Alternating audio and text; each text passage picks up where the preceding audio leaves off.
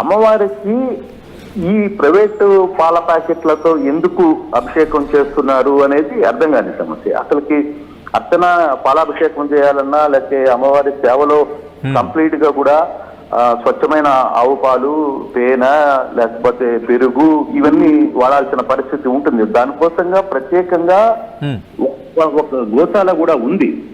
కానీ అవి వాడకుండా ఇవి ఎందుకు వాడుతున్నారు అనేది అర్థం కాని పరిస్థితి.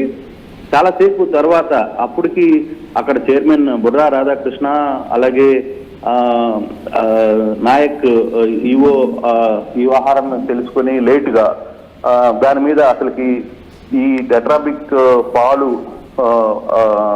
అసలుకి టైం అయిపోయినాయి ఉన్నాయా, లేకపోతే ఎప్పుడు పాలు వాడుతున్నారు ఏంటి అని స్టోర్ కీపర్ ని ఎంక్వైరీ చేసే ప్రయత్నం అయితే చేశారు. అయితే ఈ వ్యవహారాన్ని చాలా గోప్యంగా ఉంచారు అధికారులు. వరుసగా జరుగుతున్న ఇటువంటి వివాదాలు ఎంత దూరం వెళ్తాయి, భక్తుల మనోభావాలతో అధికారులు ఇష్టారాజ్యంగా వ్యవహరిస్తున్నారు అనేది చాలా స్పష్టంగా అర్థమవుతోంది. అంటే తిరుమల క్షేత్రంగా